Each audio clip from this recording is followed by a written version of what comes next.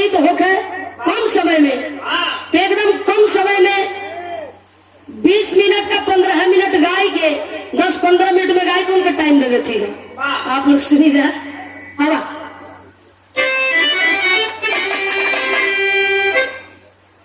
इसे बढ़ा लेता तो सही। कि कंगना बनली कटाई तकीरा बनल गले कई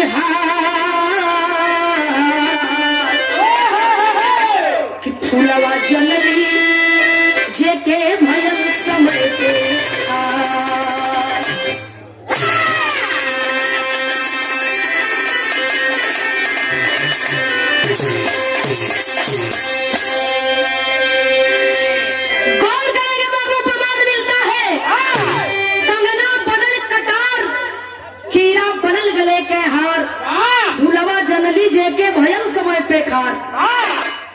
जिसको जो कि कंगन हाथ में पहनने वाला है कटार का काम करता है, समय पाके जो इस सरजमी पे रेंगने वाले गोजर बिच्छू सांप है, मौका पाके वो गले का हार बन जाला। और जिसको मैं अपने जान से बढ़कर के चाहा, कुछ समझा, जिसको मैं अपना समझा, जो कि हमसे बेहद करीब है, वही मेरे जिंदगी में कांटा का काम किया। यही जैसे कहानी का शुरुआत हो गई, गीत कलाई न कैसे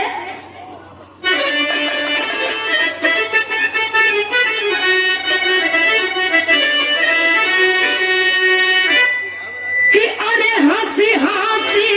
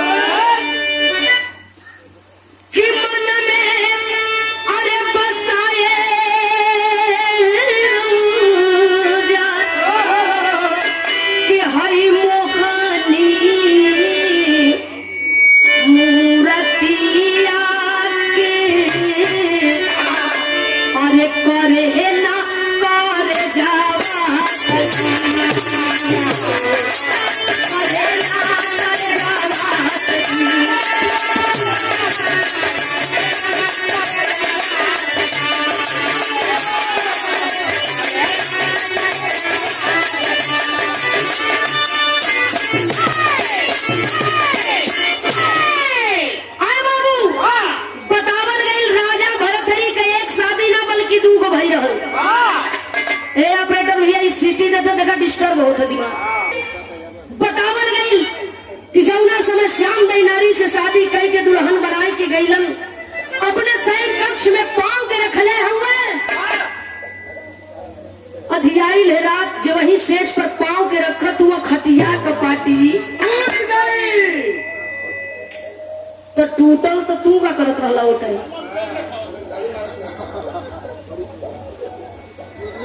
एकदम बेचारू घर बदले हुए इनसे बहुत वो ललटेन बेचारा दिखावत रहा।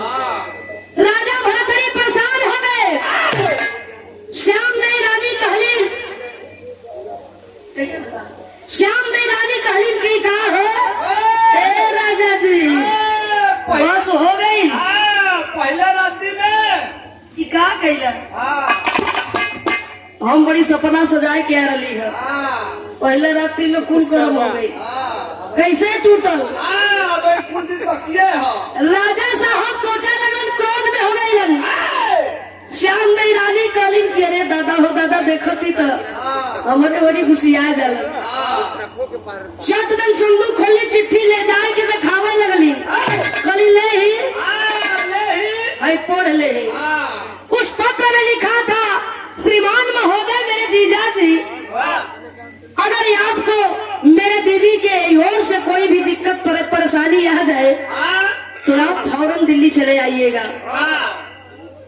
इतना बात सुनना एकदम छटपटायल हूँ।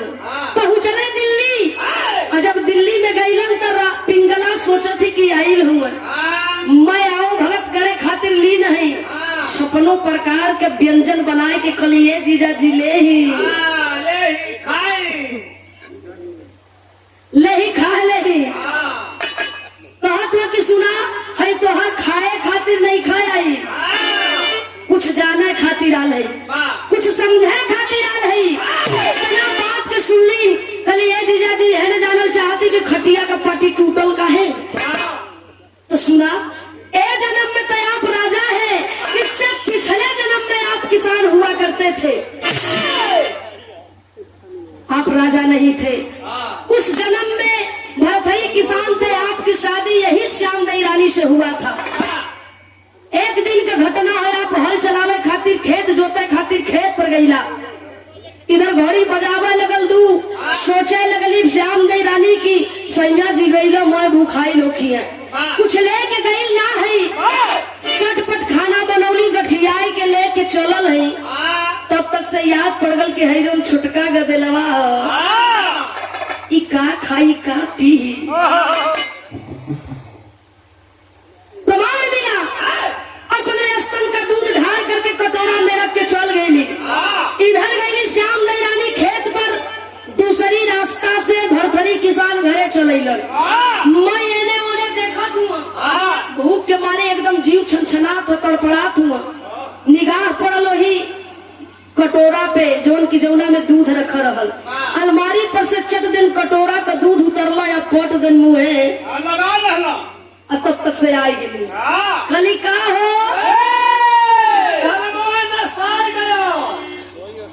कहत हुआ धर्म में नसाई गई। ई का कहिला, कुल तो बिगड़ गई। मतलब का बिगड़ गई, तू तो ठीका ठाक हो, हम ठीका ठाक ही बिगड़ल का हो।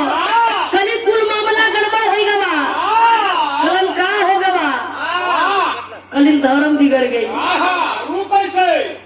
कलिन की बतावा यहाँ से तो के सैया गोराई की लड़का कि ज्यादा ज्ञातावन के ज्यादा जानकारी है। कथुआ की लड़का कलन की करे पागल तैनान हो गल है, तोर प्योर मरद है। हम तोर लड़का नहीं खा।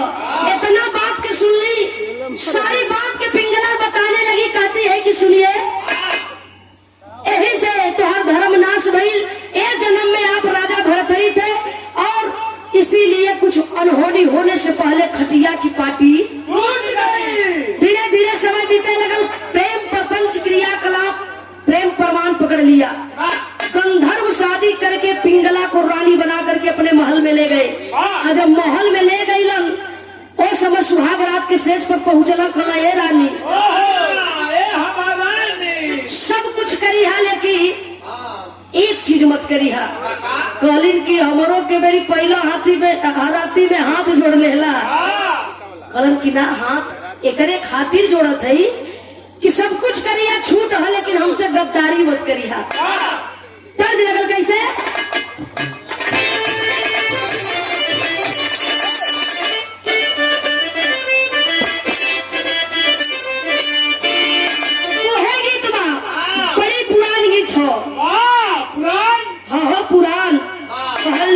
पुरान गुड़, पुरान चाउर, पुरान मेहरारू। कहत हो पुरान मेहरारू, ऊ कहे बदे हो मौके पर काम दो। अरे ये लड़की के बतावा की बच्ची ऐसे बहुत हो कि तोहरे लिए बच्चिन के लड़किन के बतावे ले के बच्ची ऐसे डाल का डाल हो। अरे नीमक हो दाली में। बल्कि तो चलाक मनई वाला सही कहा तुम्हें। तो पुरान चीज मौके पर काम देला कहना होगा किसी लौंडा बदनाम हुआ। रहे तो सही है काहे परेशान होती है। अरे लौंडा बदनाम हुआ नसीबन तेरे लौंडा बदनाम हुआ।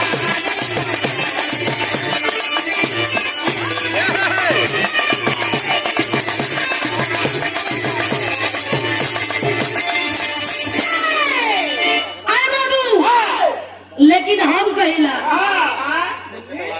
कि अरे है मुन्नी बदनाम हुई। मतलब हम कहिला कोनो लड़किया कहता हूँ कोनो लड़का से के डाली। सुनिए मेरी बात इधर देखिए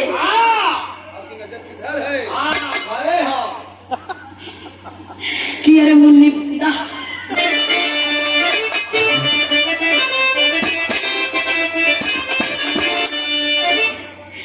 मुन्नी बदनाम हुई मुन्नी बदनाम हुई डार्लिंग तेरे लिए मुन्नी बदनाम हुई।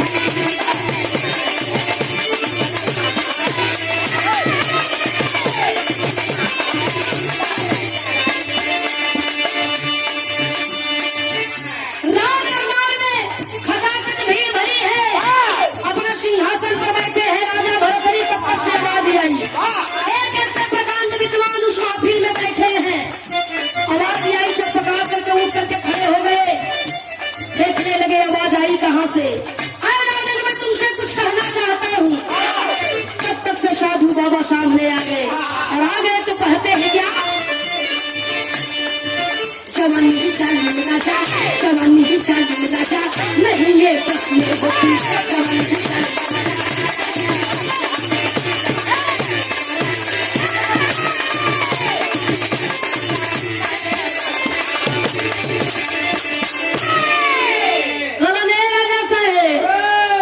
जवानी जवानी जब आवल ना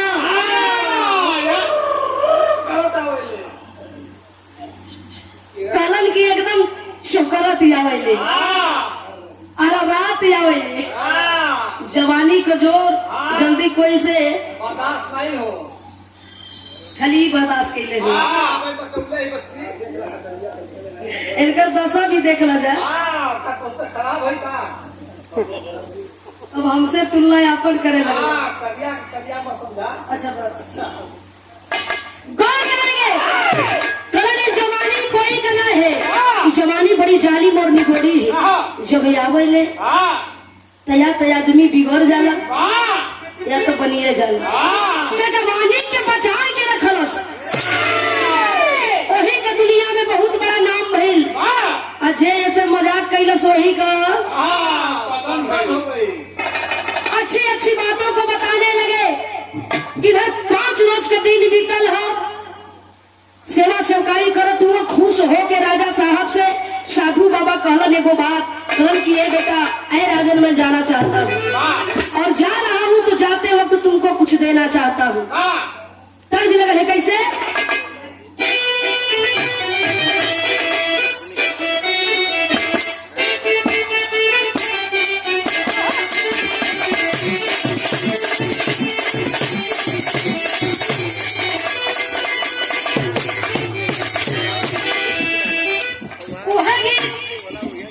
माता बहन लोग जैसे तिलक शादी विवाह में जब पूजा लगेला तो वही में कई किस्म का कई वेराइटी गया वही मेहरारू लड़की सब समर के तनी देखली आज वही में कहली कि अरे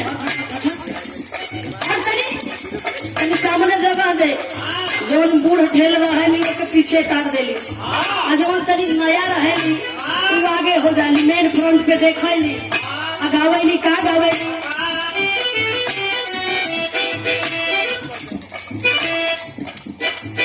खतयाई गयो खतयाई गयो हर बना हर पिले खतयाई गयो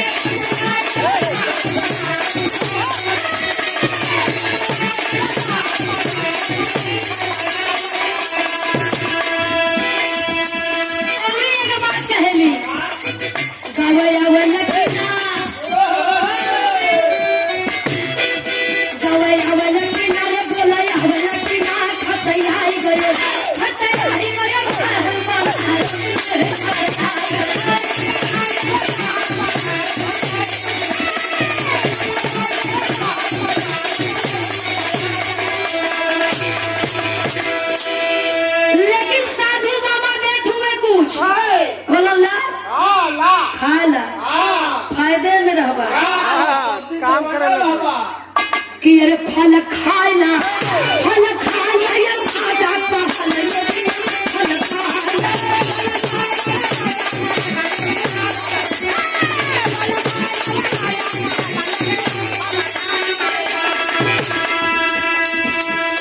कोई आई ना बुढ़ाई सदा रही करूड़ाई खूब कैला सेवा कहिए मजा गइला फल खाइला ये ताजा फल ये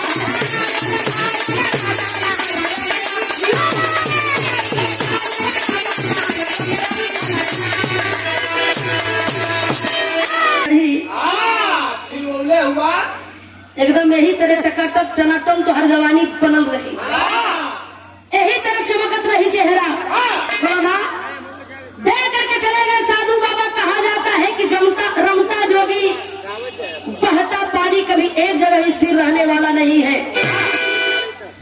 शाम का बेला भइल फलवा के लेके चलल हुआ राजा साहब झुमका जुड़ा तू कल अपने खाए रानी के खियाई अपने खाई के अपने रानी के खियाई पहुंचल रानी एकदम तबले रात हो गई नींद लगल है पहली लगल जगावा खोद खोद के ए रानी उठा कहत वो उठा जब जगावा तुम्हार रानी पिंगला कहीं के जब जब नींद लगे तब काज काले चोख मसला तब लगल ये ओने कुल निदिया के किरकिरा कह देलन कलन की ये रानी कि फलवा के दे थी जवन खाए ला कामे आई तोहरे यही तरह ऐसा न रहबू कबू पुरनिया ना होबू कलिन तो आपे काहे नहीं खा खाए ले कलन की तोहके बड़ी मानी ला हम यही से तोहके ही दे थे हम तो तोहके यही तरह देख देख के जी लेबो जिंदगी कट जाई हमार बिरहा से स्वभाव मिला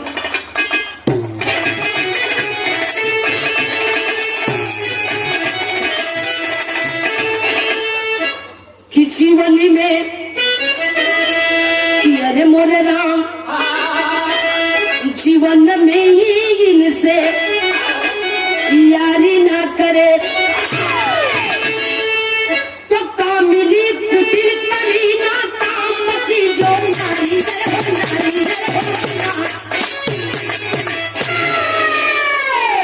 जीवन में इनसे यारी ना करे कामिनी कुटिल कमीना काम बसी जो नारी जीवन में इनसे यारी ना करे। इस बात से यही संदेह हो रहा है कि कहीं रानी पिंगला का किसी से कांटेक्ट तो नहीं है।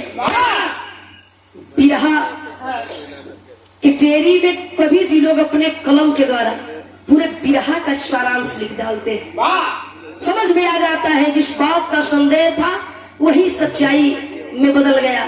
रानी पिंगला इंतजार करत है और भी यही है जेकर इंतजार तबले वाई तर्ज लगल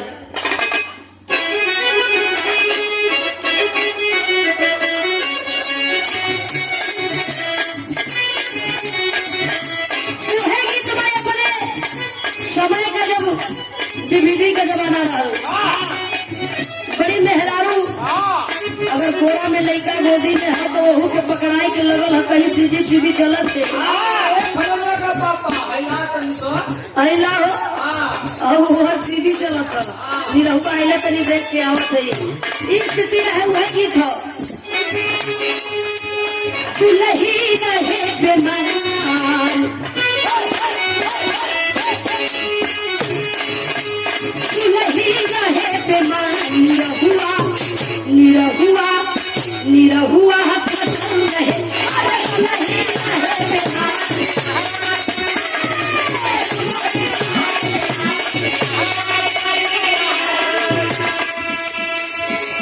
₹1 का मंगल चाहे समारी कोनो दिन रहे 7 दिन में कोनो दिन सप्ताह में रहे लेकिन रोज डेली ओके कोई लखत ना हो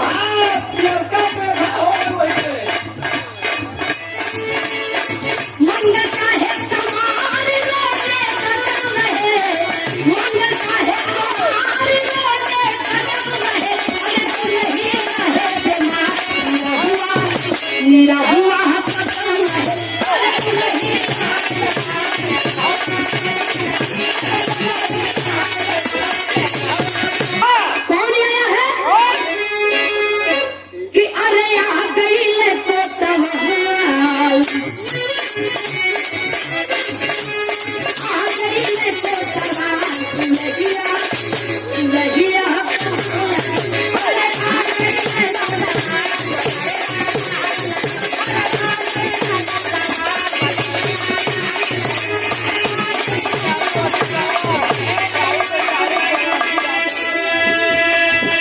दरिया को लगी ओ नदी पे हाथ दरिया को लगी अरे आ गई मैं तो आ गई मैं तो तबाह लगिया को लगी अरे आ गई मैं तो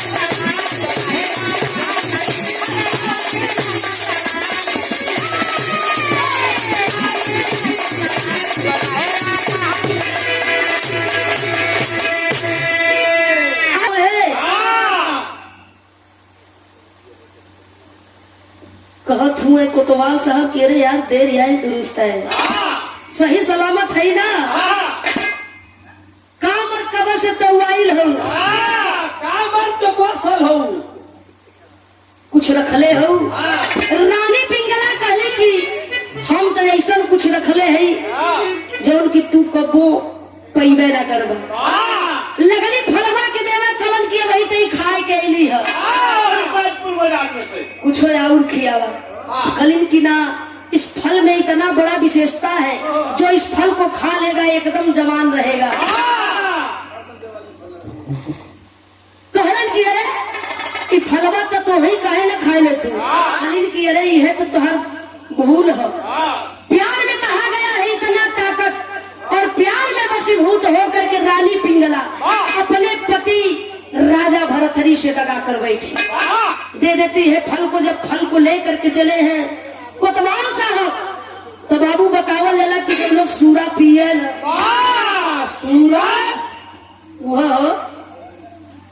जवनी है पियल हमारे पार्टियों में हुआ जा एक आग जा पहुंच गई कि मैं हर रोज जैसे पेश आती हूँ उसी तरह से आज इनको खुश करना है खुश कैले है फलवा के देवे लगलन जब फलवा के देहलन बतौलन फल के बारे में नर्तकी सोच गई कि मेरा खुर में इतना सुंदर नहीं है वाह वाह मालिक कहा गया एक नाचने वाली लेकिन उसका विचार कितना सुंदर था कर्म तो गंदा था लेकिन विचार बहुत बेटर था सोच गई कि हमसे मालिक से दीदार न हुई इतना बढ़िया कर्म ना हो लेकिन दुनिया को लोग बतावे कि राजा साहब भगवान के बराबर होते क्यों नहीं इस फल को मैं राजा साहब को ले जा करके दे दूं ताकि फल खा लेंगे उनकी प्रजा अमन चैन की जिंदगी जिएगी सदा दिन जवान रहेंगे सेवा करते रहेंगे और हमको मुक्ति भी मिल जाएगी लेकर भरे दरबार में पहुंची है इशारा करती है हाथ जोड़ करके खड़ी है कहती है राजा साहब मैं कुछ आपसे कहना चाहती हूँ देना चाहती हूँ देखते हैं कहते हैं नर्तकी क्या देना चाहती हो बताती है दिखाती है क्या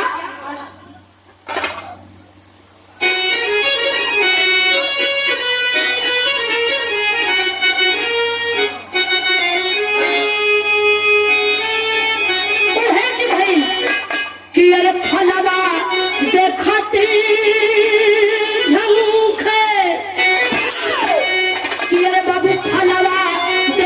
झंखे और राज भारत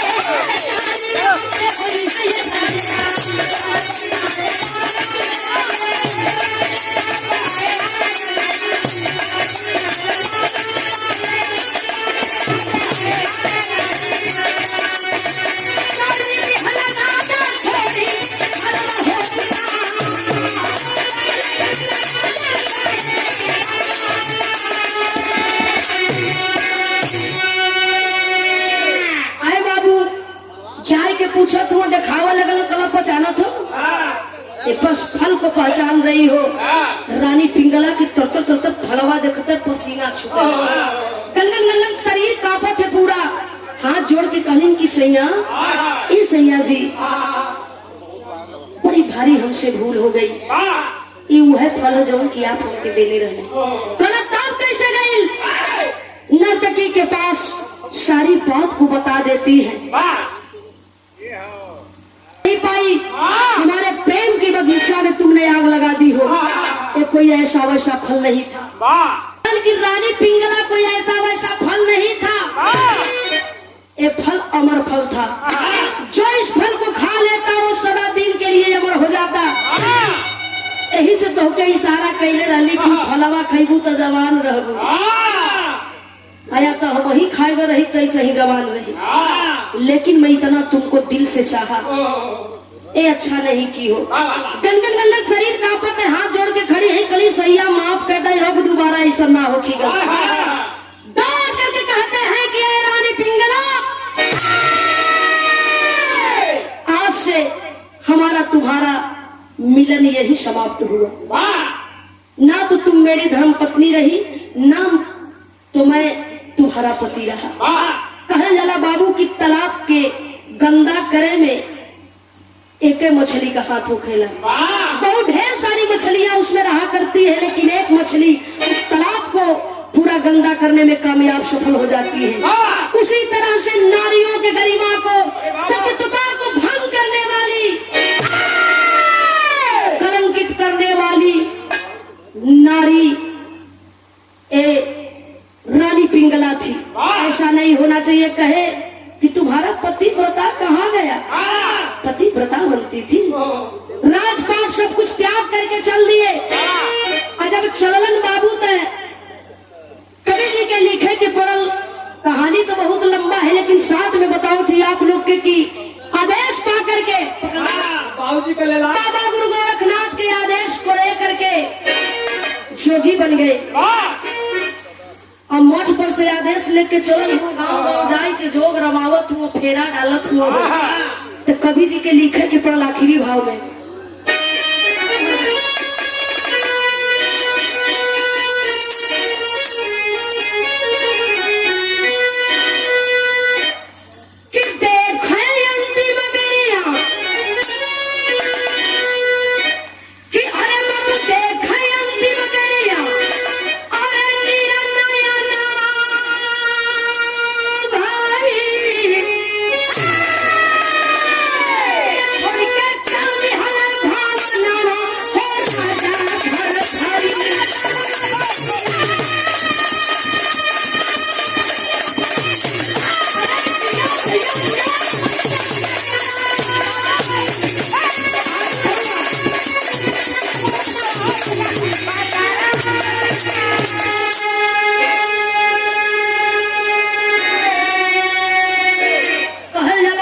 जोगी का जब जोग पूरा होखे वाला रहेला तो आखिरी दौर में पहुंचल है अपने गांव की तरफ, अपने नगर की ओर जाते हैं। उसी तरह से राजा भरथरी, बल्कि भरथरी हरि हो चुके हैं। गेरुआ वस्त्र पहन करके हाथ में सरंगी लेके गावत बजावत धुइयां रमावत अलख जगावत पहुंचल हुआ। जा करके महल के पास दरवाजे पर आवाज लगा रहे, माँ आए माँ, जोगी आया है तेरे दर पे, इस जोगी को भिक्षा दे दो माँ, जोगी का तभी जो पूरा होगा माँ। इस आवाज को सुनती है, कहते हैं क्या कि गेरुआ बसन सो है हाथे में सरैया। तो है जी कहा तुम्हें कि माँ जोगी को भिक्षा दे दो माँ। रानी पिंगला वजिया के सुनले है हुए आई ले, दौड़ल दौड़ल आई ले बाबू। रानी पिंगला आई वही महलिया के चौखटवे के पास खड़ा हो गई। जोगी की तरफ भौर निगाह देखली, पहचान गई। झरझर झरझर अखिया से नीर बरसत था। सोचा थी हिम्मत ना बढ़त हो कि कदम के आगे बढ़ाई के जाए कि जोगी के भिक्षा दे। लेकिन बाबू बतावल गई, जवन की बाबू पहली नारी श्याम दे रहली हो। जब राजा भरतहरी हरि बन गईलन, जोगी बन गईलन। उस समय उनकर दशा बड़ी बुरा हो गई। रोवत बिलखत अखिया से ओझल दिखाई देता बाबू। फटही लुगरी पहिर के बलवा पक गई ह, साफ कुछ स्पष्ट समझ में ना आवत हो। देखले ही आवाज के सुनले ही गईली। जोगी के जा करके भिक्षा देती है। जोगी का जोग पूरा हुआ, इसीलिए कहना है क्या, यही से कहल जाला बाबू की पति और पत्नी का रिश्ता एक प्रेम के विश्वास के डोरी में बंधा रहेला। कहना होगा बसन सो है हाथे में सरंगिया, अरे गुरु का भजन नाम भारत हरि